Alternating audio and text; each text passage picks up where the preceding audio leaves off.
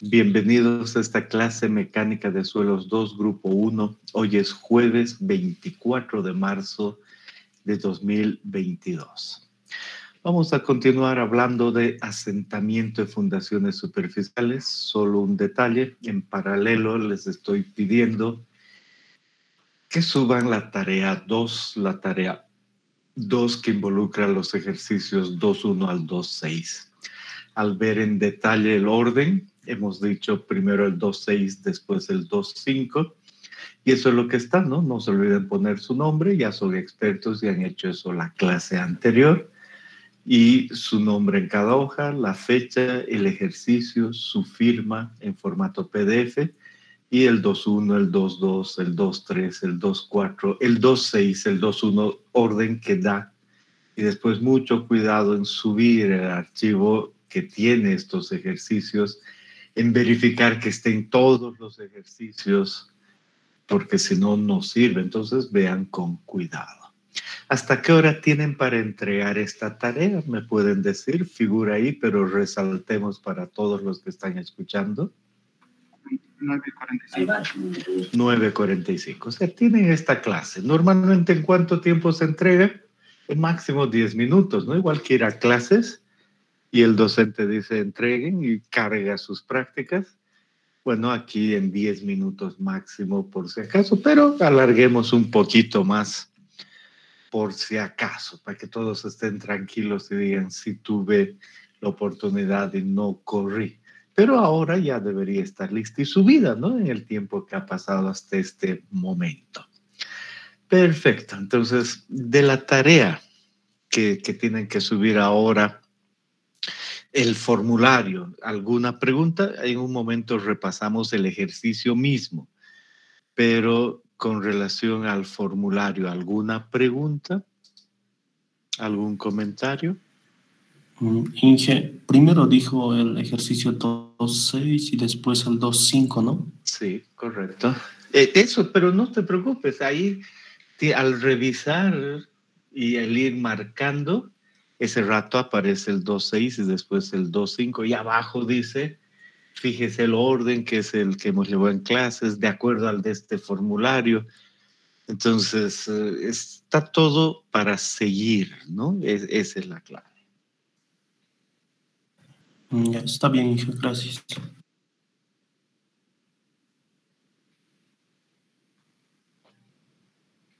Bien.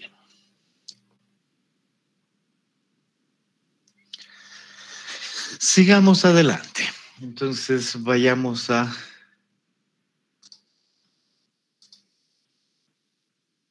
el tema, asentamiento de fundaciones superficiales. Y hemos dicho que si tenemos, por ejemplo, un edificio como el que vemos acá, este va a transmitir una carga, se va a poder calcular el incremento de esfuerzo efectivo, va a producir un asentamiento y dependiendo del tipo de suelo, ese asentamiento va a ser inmediato, más consolidación primaria, más consolidación secundaria. Hemos entendido que en todo suelo se da el asentamiento inmediato y solo en arcilla saturada el asentamiento por consolidación. Y hemos empezado para todo suelo, ¿cómo calculamos el asentamiento inmediato? A partir de la ecuación elástica, Kenton, Giraud, Main, Poulos, el Eurocódigo, Jambu, Cristian y Carrier. Y hemos repasado, hecho sus ejercicios hasta la anterior clase. Ya estaban listos la anterior clase. Los hemos repasado, hemos hablado de esos coeficientes, que aquí había que pulir una ecuación que tenía una exponencial donde no debía estar, una otra ecuación que era mejor en lugar de la gráfica la otra, cosas de ese estilo, y ha quedado, estaba cerrado. Y la anterior clase hemos también visto los ensayos de campo. Terzaghi-Peck, Da Polonia, Schulz y Sharif, Burland y Burbidge. Ahí hemos llegado. Queremos repasar, porque para eso era la tarea, para tener claro, los métodos de Schulz y Sharif. En el texto está al revés. Primero Burland. Pero a futuro voy a cambiar en el texto y los números, entonces vamos primero con Schulze y Sharif. Entonces, ¿qué es lo que dice el texto? El texto dice que ese asentamiento o esos autores, ese asentamiento tiene solo esta forma, ¿no? S por la carga neta. Un segundito. Ahora sí. A ver, creo que están llamando de la segunda sala. Todavía hay cierto espacio.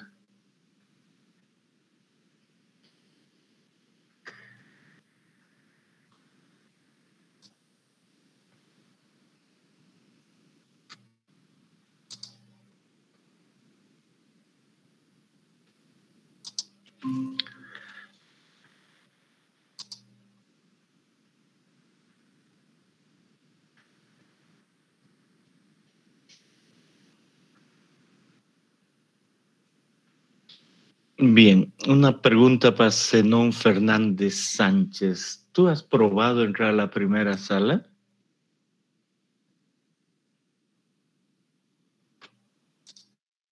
Sí, Diego.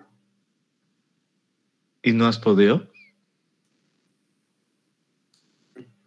Me ha rechazado, ingeniero. Ok.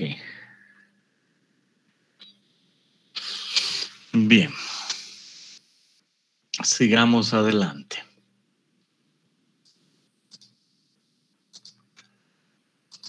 Bien.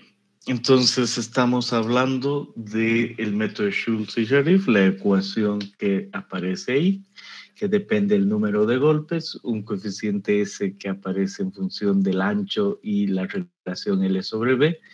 Y cuando aparece un estrato duro, influye y hay que utilizar un factor de reducción. Hemos entendido muy bien lo que eso significa. Y luego un ejercicio, ¿no? El ejercicio para esta fundación. Ya hemos preparado todo, hemos hablado de lo que se comprime, cómo manejar el promedio, ¿no? Y cuánto sale de acuerdo a aquello. Cuánto saldría con esta relación 4 el valor de S. Ojo que esto es en escala logarítmica, etcétera, etcétera, etcétera, el valor de N60. Y finalmente dice, con esos datos, en este ejercicio el asentamiento es 4 milímetros. ¿Alguna pregunta al respecto? ¿O comentario?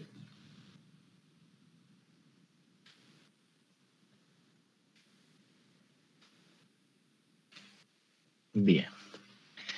Y luego hemos dicho, el método de Burland y Burbidge. Aquí se considera que el suelo está o normalmente consolidado o sobreconsolidado. Y hemos entendido los parámetros detrás. ¿Cuál es el factor de la profundidad que se comprime? Es otra, Z sub I. Pero el mismo concepto detrás. En este ejercicio, igual, unos datos, un estrato que se comprime, una carga neta, el estrato que se comprime 1264 y además aquí un factor de tiempo. Y dice ese factor de tiempo asociado con 3 años. Pero ¿qué hemos dicho? A pesar de que el ejercicio está resuelto así, que el factor de tiempo lo vamos a tomar 1. Entonces, en su ejercicio tiene que aparecer el factor de tiempo 1, porque eso es lo que hemos dicho. Y el asentamiento no va a ser 27 milímetros, va a ser algo menor. Perfecto, pero la idea es esa. Y aquí, además, da otros datos. Dice, mire, el ICE, todo eso está bien, pero hay un N corregido de acuerdo a este criterio. El N corregido dice lo siguiente.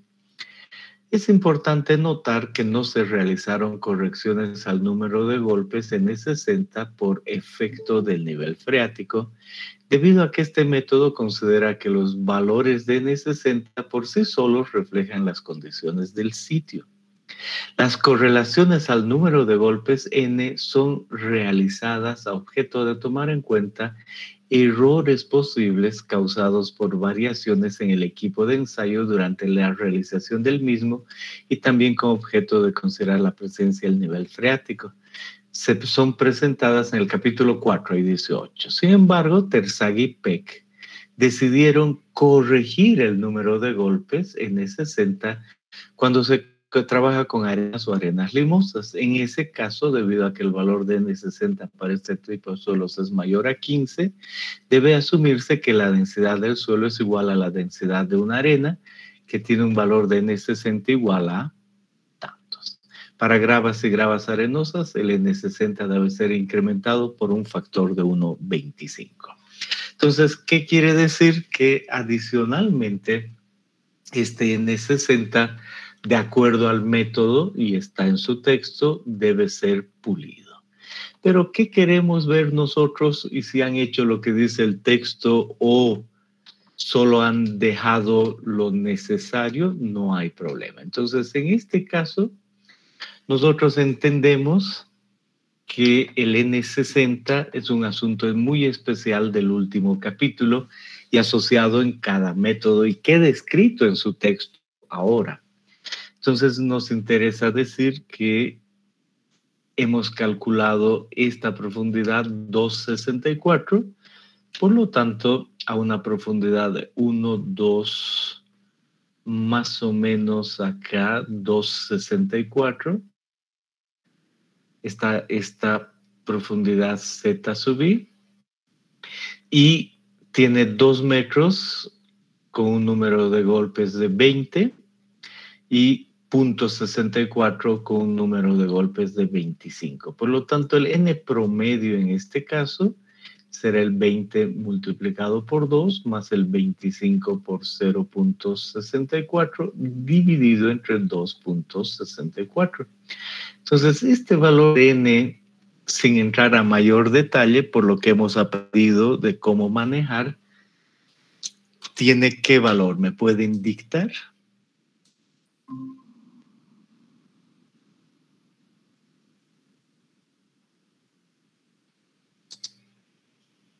$21.22. Bien, 21.22. Entonces anoto ese valor 21.22.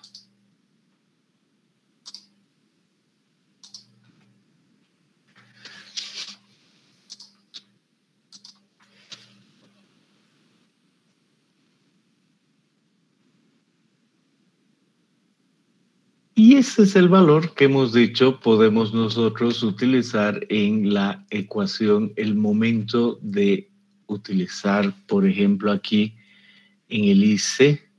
Entonces decimos va a ser el 1,71 dividido entre el 21.22 elevado al 1.4. ¿Cuánto sale ese valor?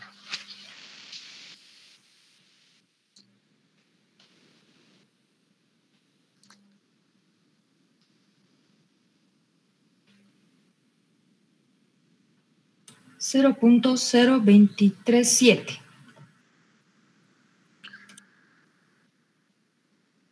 ¿Tan bajo, seguro? Sí. Sí, por el orden de 10 a la menos 2. Ok, 0.0237. Perfecto. Y luego dice ese valor que está aquí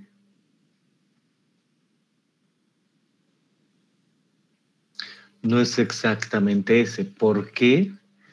Porque al N que hemos dicho no lo vamos a tocar, simplemente vamos a hacer una corrección de acuerdo a esta ecuación.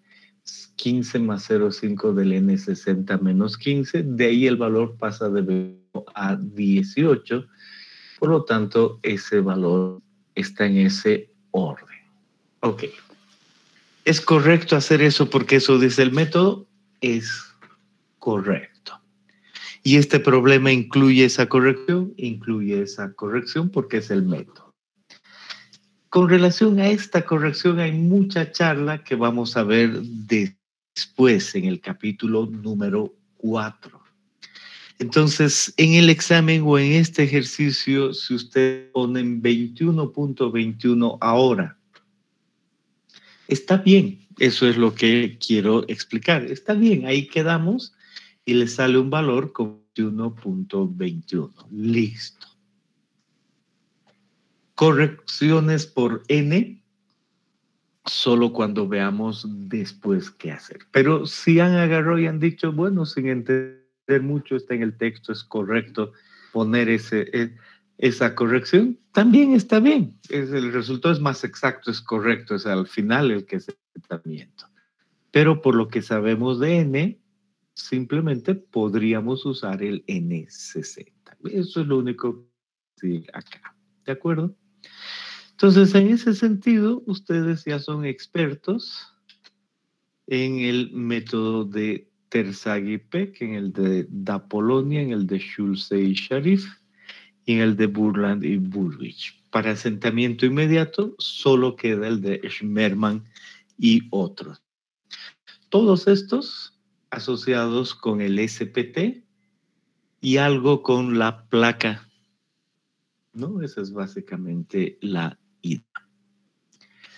Bien, entonces, ¿alguna pregunta adicional?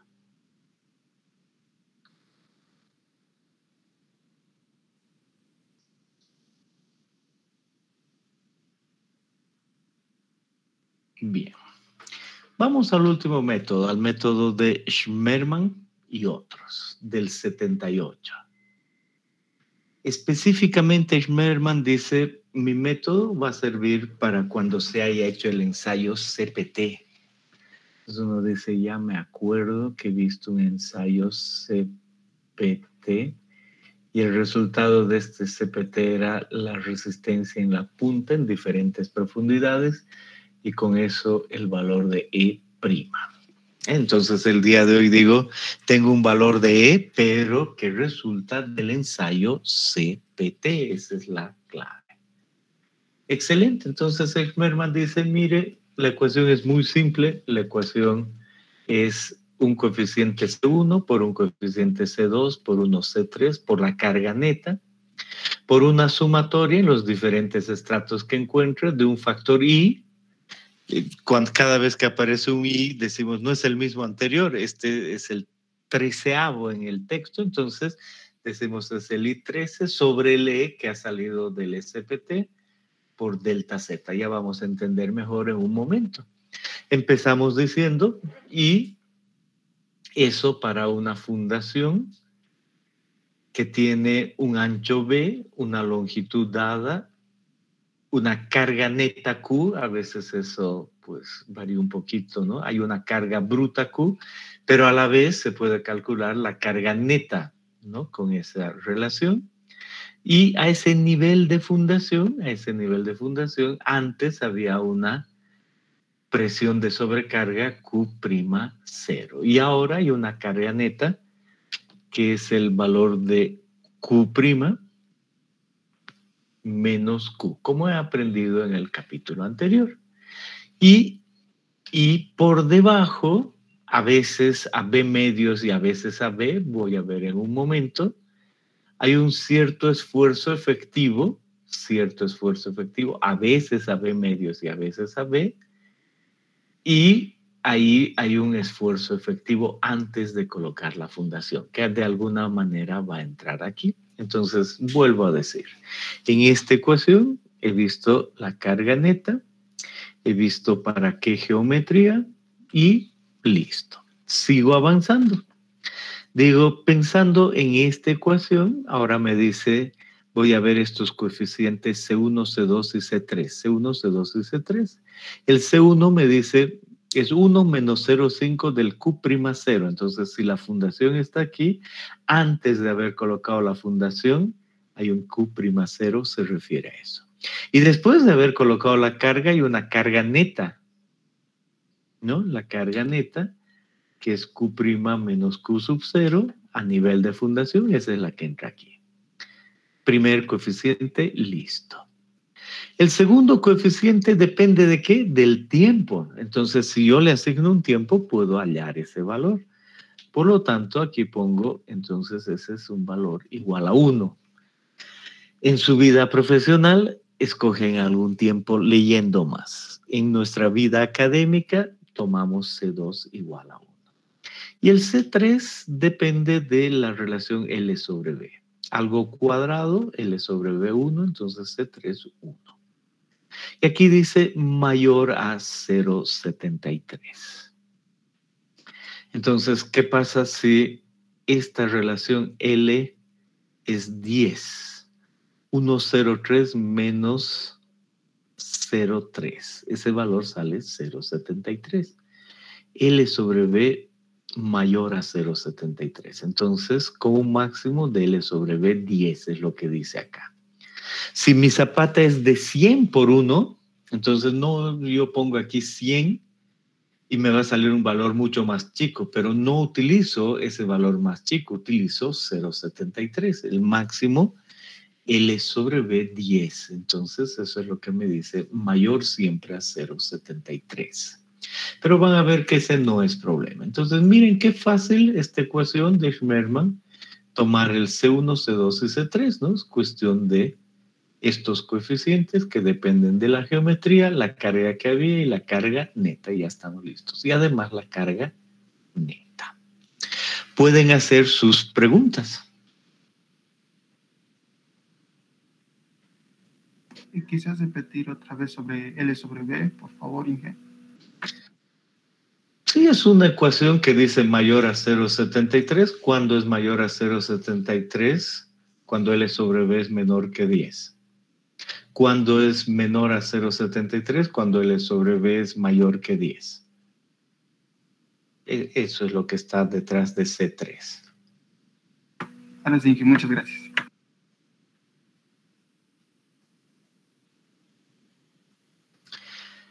¿Qué otra cosa queremos mencionar? Queremos mencionar que tenemos acá la carga y por debajo me dice alguna vez quiero hacer un análisis a B medios y alguna otra vez quiero hacer el análisis a B.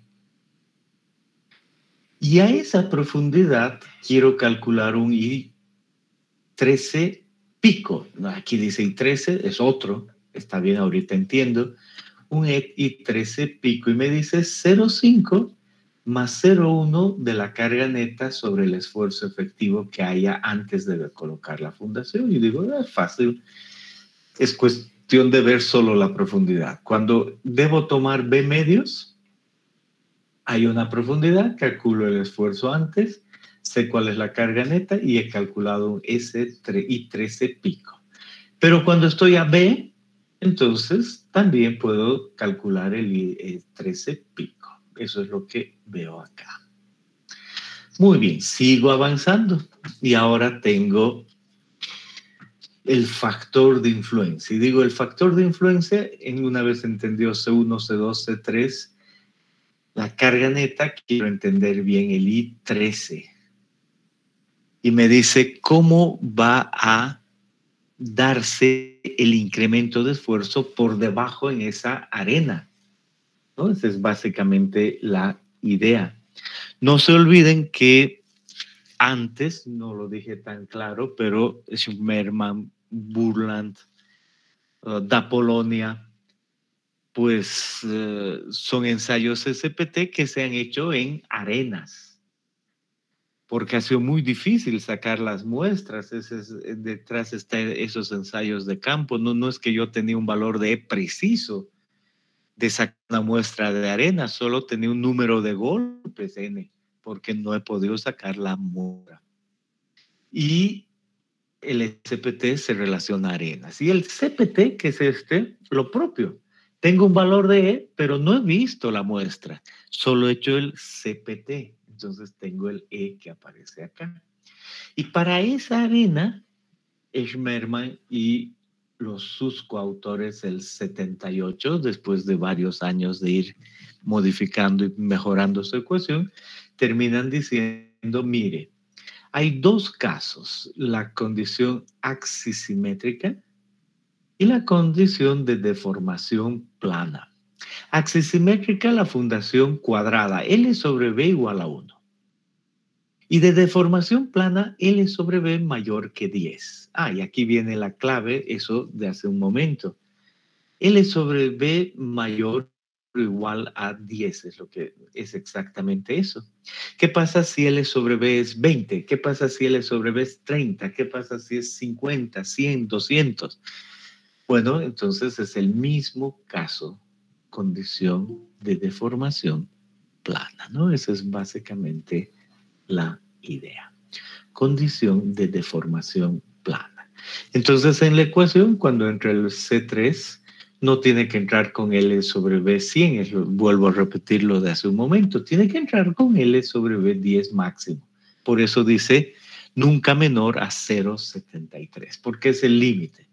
A un extremo cuadrado y al otro extremo L sobre B mayor o igual a 10. ¿Y cómo es el factor de influencia por debajo? En una arena, según Schmerman. Él dice, si la fundación es cuadrada, entonces estamos hablando de que el factor de influencia tiene esa manera. Y si la fundación es continua, más bien esta otra. Y dice, en cuadrada parte de 0,1 y a B medios encuentra el pico. Y luego baja y se hace 0 a 2 veces B. Entonces, si la fundación es cuadrada, ¿cuánto influye, cuánto comprime abajo? 2 veces B. Con ese factor de influencia. Y si la fundación es más bien continua, ¿cuánto comprime abajo?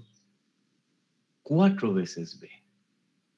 Y el pico uno lo encuentra a un valor de B. Entonces uno dice, ya entendí esto de a veces quiero hacer cálculos a B medios, condición axisimétrica cuadrado. Y a veces a B está relacionado con la influencia.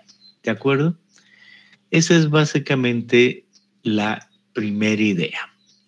En este momento veo a alguien esperando en la sala. Denme un segundito.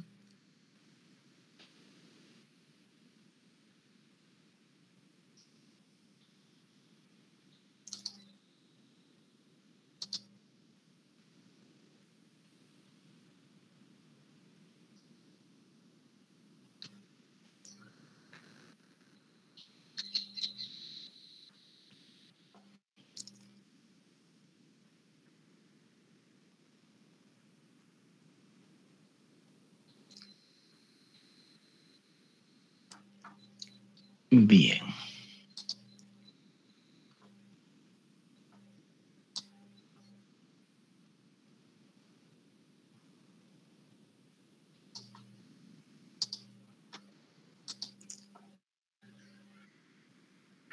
Pregunta Rojas Villarruel.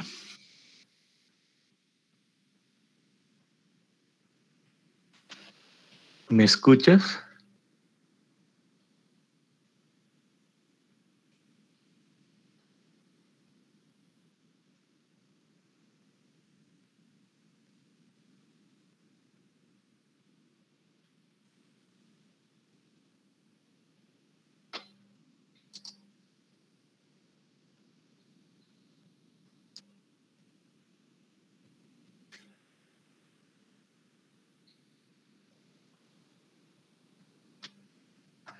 Ok, ya no hay...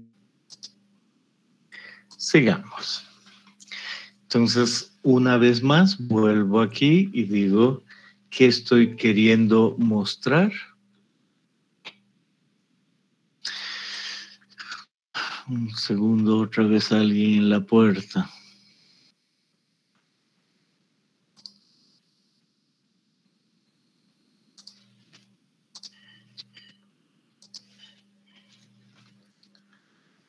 Bien. Entonces, decía, estamos entendiendo esta ecuación. Los términos C1, C2, C3 han quedado claros, la carga neta también, y acabo de pasar este término I. Ese es un factor de influencia. Y me dice, si la fundación es cuadrada, se comprime 2 veces B. Y al ver los métodos anteriores, me queda claro qué quiere decir eso, que se comprime 2 veces B. Pero no se comprime igual, porque hay mayor influencia a B medios.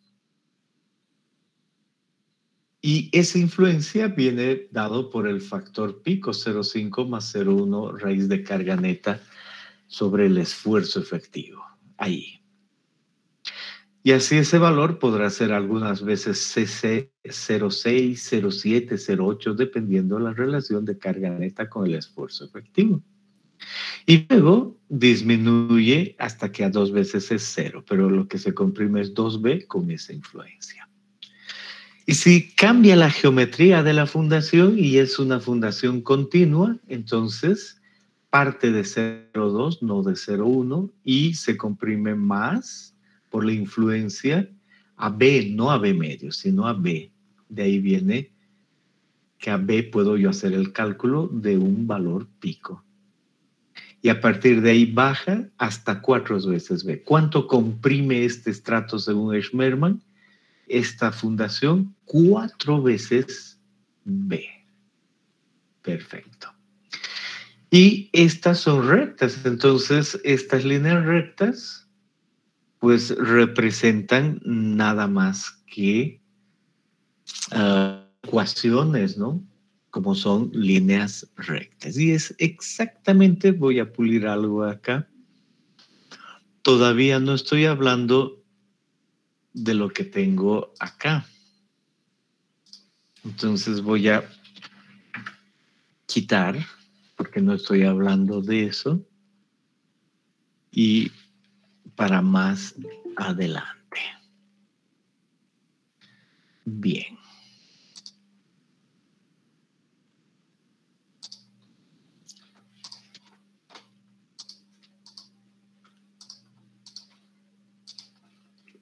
Perfecto. Entonces, entiendo que es el valor de I. Sigo adelante y digo, pero a veces las fundaciones no son fundaciones que o sean cuadradas o sean continuas. A veces la relación de L sobre B es variable. Y ahí digo, voy a interpolar. Entonces, notan ustedes que en esta relación aparece esta línea morada y esa línea morada representa interpolar esta recta. Por ejemplo, me dice en este punto 0,1 para un caso, 0,2 para el otro caso. Ahora imagínense que L sobre B sea 5, más o menos en la mitad entre 1 y 10. Entonces, ahí el punto queda interpolado entre ambos. Y así sucesivamente, imagínense este otro punto. Y ahí aparece la relación nueva y encuentro un pico en un valor intermedio y luego baja y no puede ir menos de 2 veces B y tampoco más allá de 4 veces B porque es un LB intermedio. Entonces, ¿cuánto se comprime aquí? A ojo, un 3.2 de B, porque es otra relación L sobre B que ha salido de acá. ¿Dónde está el pico? Ya no está ni a B medios ni a B. Miren dónde está el pico. Está en otra relación entre B medios y B. Pero igual tengo una nueva curva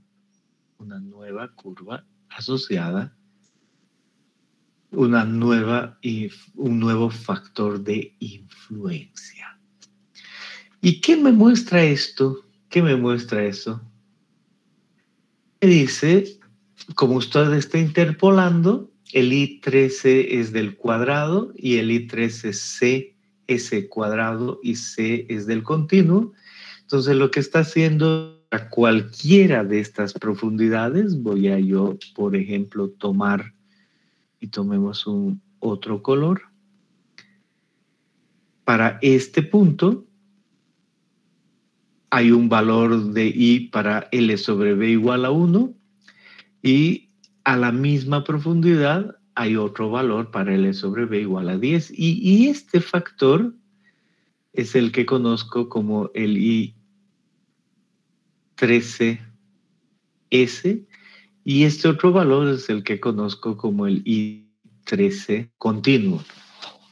Cuadrado y continuo. Y si ahora aquí tengo un L sobre B diferente, por ejemplo, 2, 3, el valor va a ser interpolar entre ambos. En este caso, la interpolación sale acá. Por ejemplo, vamos a suponer que este I13 aquí, por más o menos estimado, este valor sea 0.12. Este también es 0.12, estimado, ¿no? Y este otro del continuo sale 0.4 por esta relación que son las rectas, ¿no? Entonces este valor que le pondré 0.42. Y el L sobre B, ahora voy a poner, por decir algo, L sobre B 7. Entonces el I13, pues, si pueden por favor agarrar su calculadora, es 0.12 más 0.111 de 0.42 menos 0.12 por 7 menos 1. ¿Cuánto sale el I13?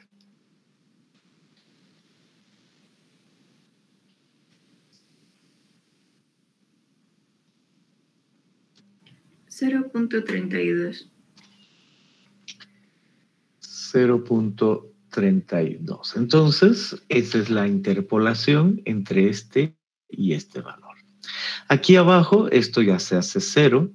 Entonces, con esto y termino ahí. Y al componer esas rectas de esa manera, es factor de interpolación, esta relación termina dándome esta de acá. Entonces, puedo decir que lo que se comprime es menor hasta que ese valor sea 0. Y ese es el factor de influencia. ¿De acuerdo? Entonces, a ver todo junto, digo muy simple, la ecuación de asentamiento es esta, C1 por C2 por C3 por la carga neta por la sumatoria de todo eso. C1 se calcula así, C2 así, C3 así. El pico dependiendo cuál sea mi caso con esa ecuación.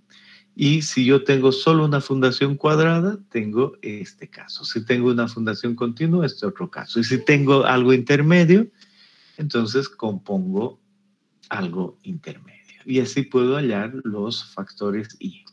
Pero todavía, ¿qué quiere decir eso? Sumatoria de IE delta Z. Veamos eso en el ejemplo. El ejemplo para que practiquen es el ejemplo 2.7. Y aquí se ha hecho un CPT, esa es la clave. Se ha hecho un CPT y se ha visto todas las condiciones iniciales de agua, finales. Y de ese CPT no es necesario calcular ahora. Ha habido un estrato con un E1, E2, E3, E4, E5, varios valores, pero todo arena. Y a veces más rígido y menos rígido. Y para esa zapata que tiene 4x4, en el ejemplo, para esa zapata yo puedo hallar el factor de I13 en función de la profundidad. Y digo, para una cuadrada es muy fácil, no tengo que interpolar nada. Empiezo con 0,1. A B medios calculo el pico y después bajo hasta aquí. ¿De acuerdo? Eso es fácil, es lo que acabo de ver. Muy bien. Ahora la idea es que debajo hay diferentes estratos. Y esos estratos los he visto con el SPT. Y cada uno tiene un valor de E. Por lo tanto, divido en los estratos que vea conveniente de acuerdo a lo físico de campo y de acuerdo adicionalmente a lo que me convenga geométricamente. Y de ahí aparece que yo pueda decir que un primer estrato con un E122 tiene una altura Z1. Un segundo estrato tiene una altura Z2, un tercer estrato Z3 y uno cuarto Z4 y otro Z5. ¿Por qué? Porque está condicionado por el valor de E. Entonces yo puedo decir, este primer estrato, de acuerdo a este factor de influencia, le corresponde a este primer estrato. Un segundo. A este primer estrato le corresponde un factor de influencia en el punto medio, porque yo conozco que este es 0,1, yo conozco que este es 0,79, entonces me es fácil de ver que aquí al medio ese valor lo puedo calcular como 0,257. ¿Cuál es el E para ese estrato? Este de acá. ¿Y cuál es el Z? En este caso, 1 metro. Entonces, cuando me dice aquí la ecuación, haga la sumatoria de todos los estratos I, E y delta Z, me está diciendo divide en estratos y para cada estrato tiene que tener un I, un E y un delta Z. Entonces, vengo aquí y como es una sumatoria, me dice el I por el delta Z sobre el E y del número de estratos que sea. Hay que sumar. Entonces es un asentamiento de esa parte, más el asentamiento del otro estrato, más el del otro estrato, más el del otro y más del otro estrato. Y de esa manera, en este problema, he podido hacer bien la división y he podido entender muy, muy claramente lo que representa esta ecuación. Entonces, ¿tienen alguna pregunta hasta ahí?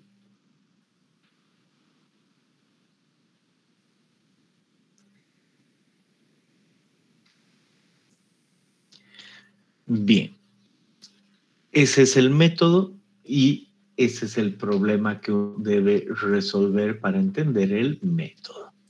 Entonces agarran y ponen su nombre completo, la fecha, ejercicio 2.7 y resuelven esto. Y la siguiente clase pueden hacer preguntas adicionales. Y eso nos lleva a todos los métodos que queremos saber.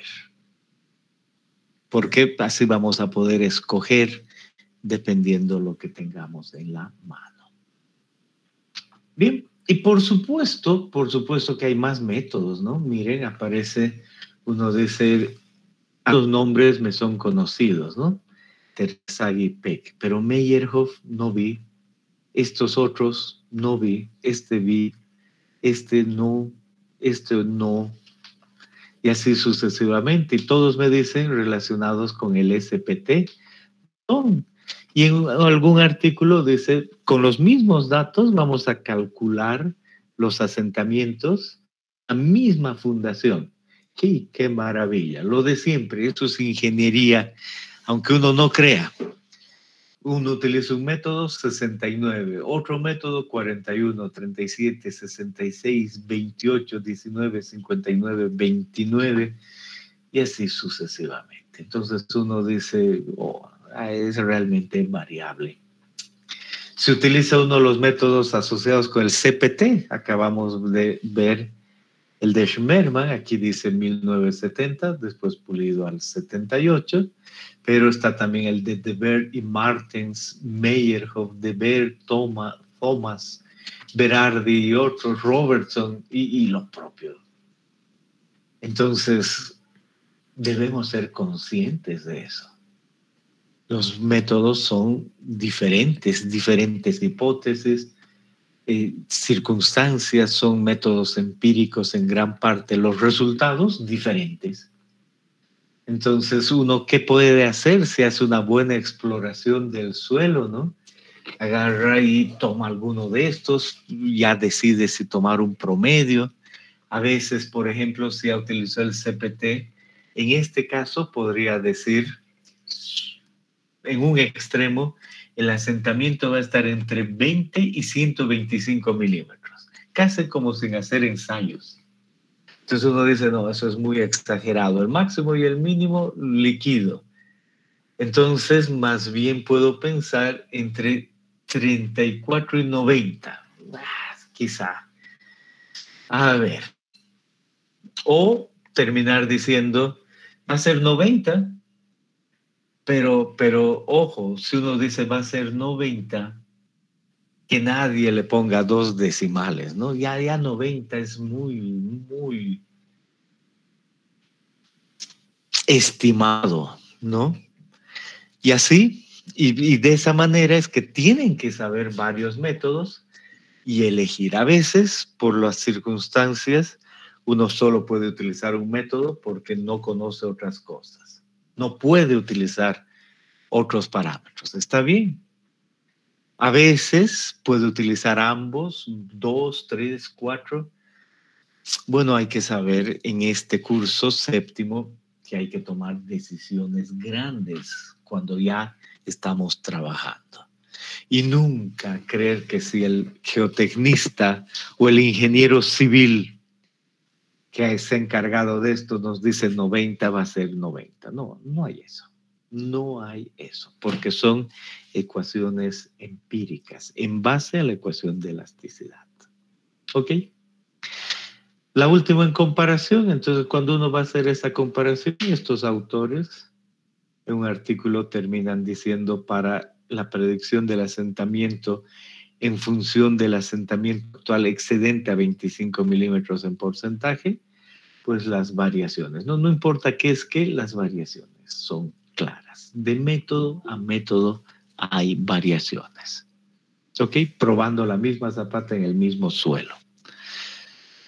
Eso es lo que debemos entender. Entre tanto, en Mecánica de Suelos 2 nos quedamos tranquilos y felices si sabemos utilizar los métodos.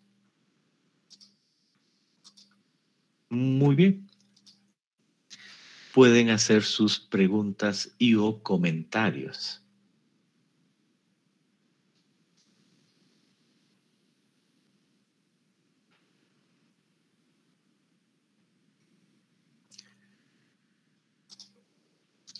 Bien. ¿Qué otros asentamientos hay aparte del inmediato? El de consolidación primaria. De 1 a 5 años, suelos, efecto de la consolidación. Y cuando uno mira, solo en un caso entra a cálculo. El asentamiento por consolidación primaria solo entra aquí, cuando es inorgánico, ¿no? Arcilla saturada. Entonces colocamos una carga, se da el asentamiento inmediato, esperamos y empieza a salir el agua. Y lo hace por años. Y el que salga el agua cambia el volumen y ahí se da el asentamiento por consolidación. Famoso por asentarse en muchos años el Palacio de Bellas Artes de México. Una foto de aquello. En México DF, en Distrito Federal. Y uno mire y dice, ¿cuán grande será esto? Uno mire y dice, debe abarcar como un manzano, ¿no? Evidentemente. Si alguien conoce, perfecto, ¿no? Es una foto que nos ayuda a ver uno de los más famosos por asentarse por consolidación. Fotos relacionadas, fotos antiguas de alguno de estos lados. Uno ve ahí cierto hundimiento. Uno ve a este otro lado eso mismo, el hundimiento. Aquí la calle y uno dice, ¿realmente es que esta estructura se ha asentado mucho? Sí. Cuando construyeron eso en 1900 algo, empezó a asentarse y miren los años, 1910, 20, 30, 40, 50, 60, 80 y los asentamientos que fueron variando. Hundimiento en metros. Entonces miren aquí, 8 metros, no centímetros, metros. Y se tiene marcado aquello. Entonces, típico, un asentamiento por consolidación, que puede tomar años. Este es un extremo. Lo común, nuestros edificios, nuestros suelos, de 1 a 5 años. Y ese es el que queremos ahora entender, aprender a calcular. Entonces, detrás de esto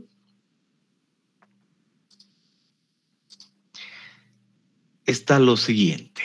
Otra vez el suelo que tiene unos granos, le ponemos una carga, se deforma, aprendemos a calcular, ya hemos aprendido un asentamiento inmediato y ahora sigue la carga y empieza a salir el agua.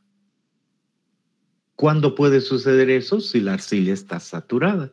Si es una arena, ya en los 7 días ha salido el agua. Aquí no, aquí empieza a salir. Y se ha generado un exceso de presión de poros y en el tiempo va saliendo el agua. En esquema decimos hay vacíos.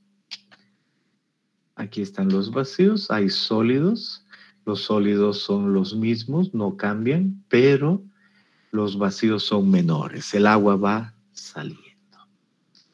Y al respecto tenemos que recordar la relación esfuerzo-deformación. Recordar la relación esfuerzo-deformación que hemos visto en suelos 1. Recordemos, vamos con calma.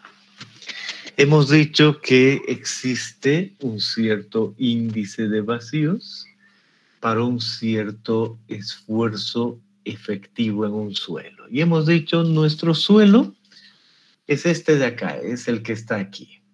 Tiene un cierto volumen y en la historia geológica va cambiando el esfuerzo efectivo encima. Y nosotros vamos a ir midiendo el volumen y el esfuerzo efectivo encima. Y decimos, en un tiempo 1, prácticamente no hay esfuerzo efectivo, o es 0.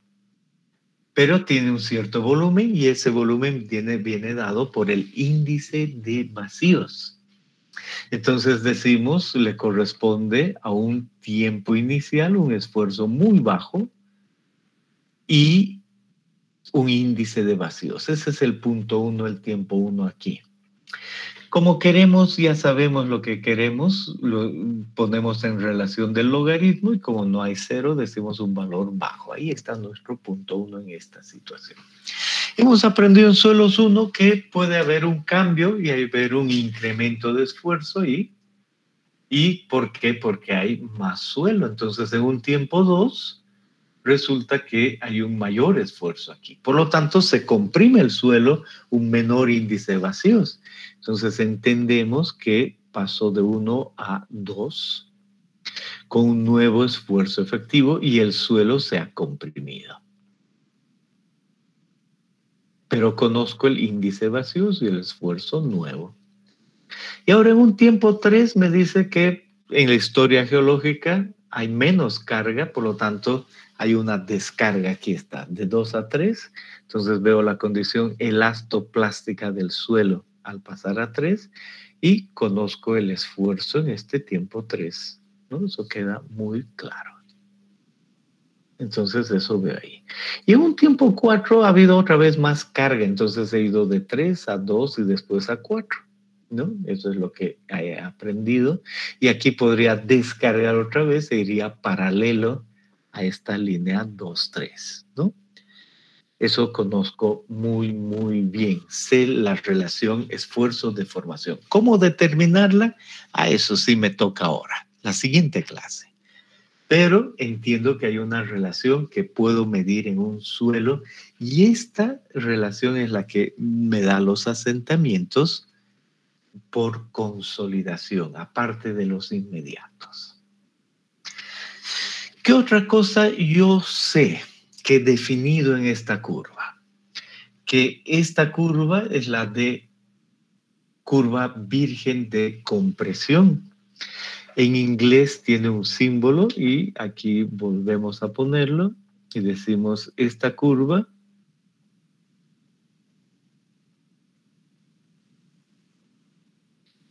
es la curva de consolidación normal. ¿Verdad? La curva de consolidación normal. Y además la he aprendido a verla en otros ejes, en el eje E logaritmo natural de P, y conozco esa curva. Ya la he manejado varias veces. Vamos a usar el término he sufrido con esta curva, pero la conocen. Y por otro lado está la curva de expansión. Aquí está la curva de expansión. Y también he aprendido que tienen ciertas pendientes, ¿no? He dicho, y ahora sí le cambiamos de color, que la pendiente de esta curva está asociada con un coeficiente C sub C, índice de compresión, y la pendiente de esta otra curva está asociada con C sub S, índice de expansión. Compresión el primero, expansión el segundo, y también puedo escribir como recompresión. Y asumido que al expandirse o al comprimirse es la misma curva, por eso el de expansión o el de recompresión es el mismo, la pendiente acá. Y si hiciera eso desde otros puntos, entiendo que es una línea paralela. ¿Qué otra cosa he aprendido? En mi dibujo, por ejemplo, en el caso 3, ¿no? Y digo, ahora en este dibujo estoy en el punto 3. En el punto 3 he aprendido que hay un esfuerzo en esa situación, en ese momento geológico. Y el esfuerzo es sigma prima 0. Pero antes ha habido un esfuerzo mayor en la historia geológica. ¿Cuál era el esfuerzo mayor en ese momento? Este de acá. Y digo, ese es el sigma prima C. De ahí viene que se defina para ese momento que... Para ese momento se defina que existe una razón de sobreconsolidación, sigma prima C sobre sigma prima 0. Y si el OCR es 1, entonces el suelo está normalmente consolidado. Si llega hasta 2, ligeramente sobreconsolidado, y más de 2 sobreconsolidado. Eso es lo que he aprendido en suelos 1. Ahora estamos repasando lo que sabemos. ¿Y por qué traemos esa relación esfuerzo-deformación ahora? Exactamente por eso. Porque la deformación es la que nos interesa. Detrás hay un asentamiento por consolidación. Y otra cosa. No, eso es todo. Entonces, con eso he repasado este punto. ¿Desean hacer alguna pregunta con relación a la curva, la relación esfuerzo-deformación, que no sabemos medir, pero sabemos que existe?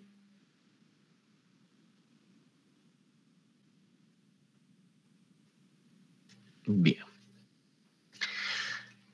Estas curvas, así que en concepto lucen de esa manera, pero la verdad es que estas curvas tienen otra forma cuando uno las maneja desde el laboratorio. Y va a ser importante. La siguiente clase vamos a ver más detalles.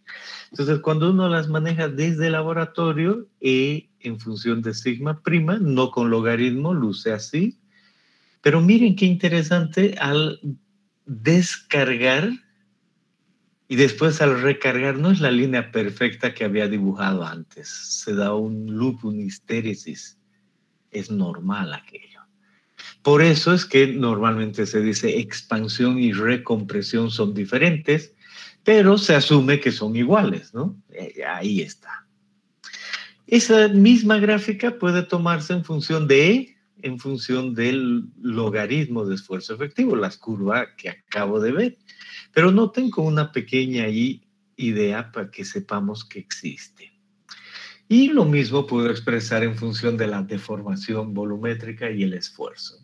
Pero ahí la pendiente cambia, he aprendido también en suelos 1, la pendiente ya no es más CC, el índice de compresión, o el CR, es el coeficiente MB. Primero un AB y entre 1 más es 0, el MB. Y de hecho, sí, todo eso he visto antes. A0. Igual voy a repetir ahora. Bien, entonces, ¿cuál es la idea en el asentamiento por consolidación una vez que yo sé aquello.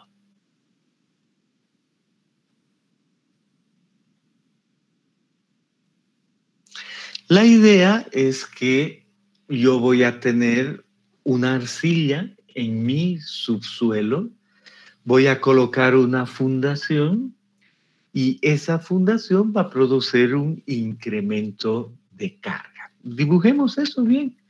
Pongamos claro y pongamos en este color. Entonces yo soy experto, capítulo 1, desde la primera clase y vengo haciendo eso cada vez, en calcular una carga neta, un incremento de esfuerzo efectivo. Y en función de la profundidad, ya puedo adicionalmente ver el incremento que me ha producido por debajo. Y yo ya soy experto en hallar cualquier cosa. En este tengo un suelo cualquiera, otro cualquiera, y tengo una arcilla. Y en esta arcilla se da ese incremento.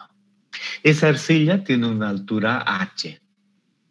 Esa arcilla tiene un E0 al medio inicial, un esfuerzo efectivo inicial, y tiene un incremento en la parte media. Y yo ya sé calcular aquello. Si tengo 2 estratos, 3 estratos, tengo que utilizar un programa, pero entiendo qué hacer.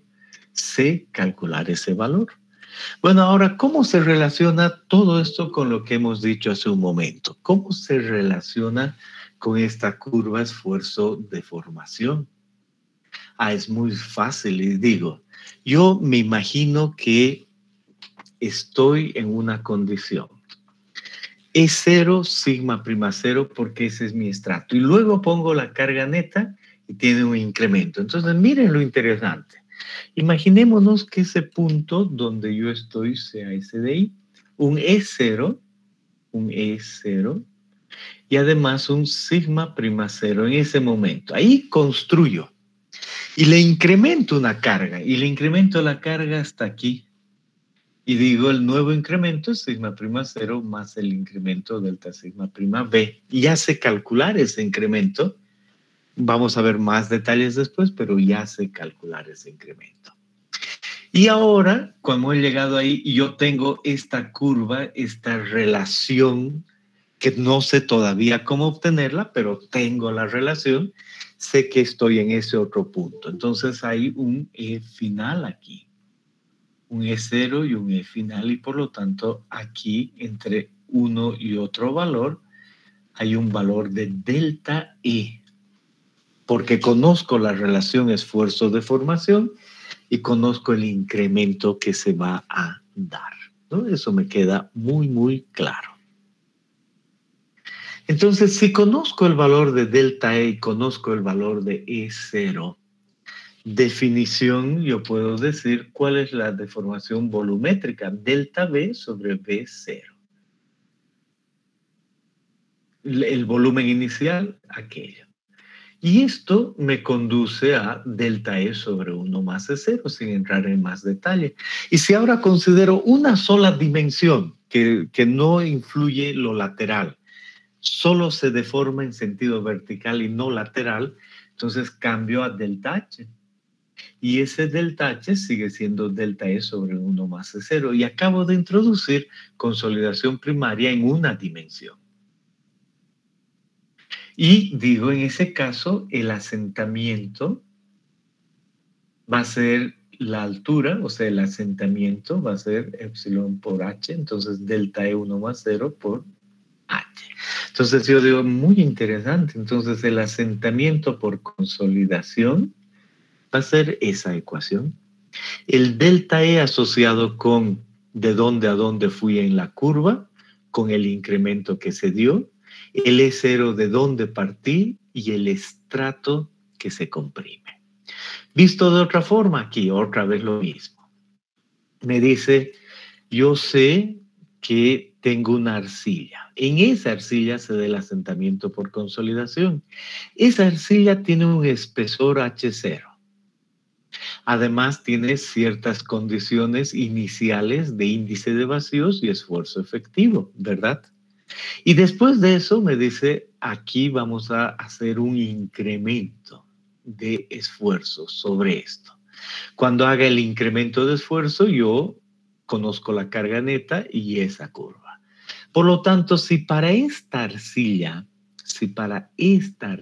yo tengo la relación E en función del esfuerzo efectivo y sé de dónde parto y a dónde llego porque conozco el valor E0, sigma prima 0 y llego a un otro valor, entonces conozco el delta E. Y por estas relaciones de definición de deformación, termino diciendo el asentamiento que se da es ese valor. Y ese asentamiento, ahí está la clave, es en una dimensión. Entonces, realmente el asentamiento que estoy calculando aquí en este momento, lo voy a poner con un asterisco. Ese asterisco de consolidación primaria no es nada más que el delta E sobre 1 más E0 multiplicado por la altura inicial de ese estrato de arcilla.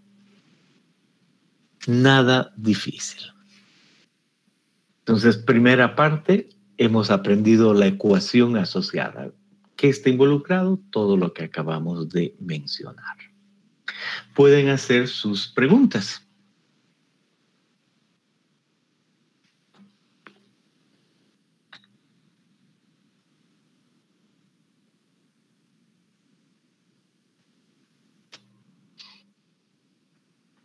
Bien. Tenemos 10 minutitos para decir algo más. Inge, disculpe, tengo una pregunta sobre uno de los ejercicios. Disculpe que le haga ahora, pero hace rato me puse nerviosa verificando si estaban todos. En el ejercicio, en el último, en el 2.6, para cuando hallamos el coeficiente 1, el C sub 1, dice el 7.62 entre el N60. Y bueno, leyendo el libro para este método de Terzaghi, no leí nada con respecto a la profundidad H o Z, ¿no? Y en el libro, el ejercicio dice que N60 es 24.33, pero ya en esta ecuación de C1 reemplaza el 25 que habíamos hallado con el otro método. Ese 24.33 se trata de un errorcito. Eso me ha confundido un montón. Perdón. Entonces, pensemos en el problema. El problema es el de Terzaghi-Peck.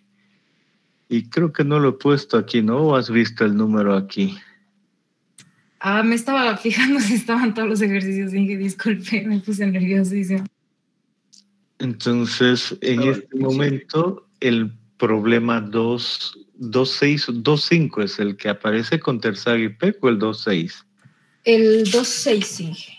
El 2.6. Y en el 2.6, aquí anoté la idea de Burland y Burbidge, y detrás de eso, sí, y no lo he puesto aquí en esta presentación, aparece evidentemente el método de Terzaghi-Peck, porque pregunta eso adicional, ¿no? Entonces hay que poner evidentemente Terzaghi y Peck. Y en esa de Terzaghi-Peck viene da Polonia, porque no hay una, ¿qué se puede decir?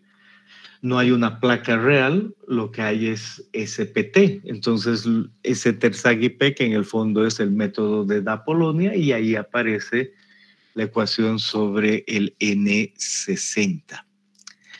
Y ese N60 hay que buscar, y esa es la pregunta, ¿qué dice da Polonia? ¿Es sobre 2 veces B? ¿Es sobre cualquier otro valor, 1B o 1,5 de B o cualquier otra ecuación? Y eso es lo que realmente no queda claro, ¿no? Esa es básicamente la idea y esa es la pregunta. Y en este instante, denme un segundo, voy a ver si encuentro eso como información adicional, denme un minuto.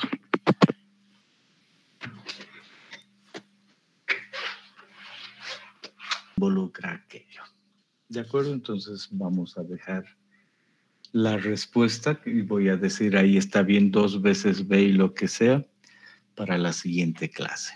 Como ustedes se han dado cuenta de ese detalle, es muy importante que en su práctica digan esto no está claro, ¿no? Si ya han subido, ya han anotado, si van a subir, tienen 5 minutos, anoten. Este valor debe verificarse, ¿no? Cosas de ese estilo, porque han hecho el ejercicio. ¿Eso responde a tu pregunta? Sí, gracias. Bien. Perfecto. Entonces, ya sabemos cómo calcular el asentamiento. Todavía faltan más cosas, no cabe duda. Pero la idea general del de consolidación, somos expertos en inmediato. Tienen pocos minutos para cerrar su tarea. Y para la siguiente, solo un ejercicio, el 2.7 para el lunes. Este viernes, mañana, voy a tomar el examen de mesa, la mesa de examen que no tomé, entonces no van a recibir un vínculo. Dedíquense a otra cosa, los veo el lunes. ¿Pueden hacer alguna pregunta más si desean?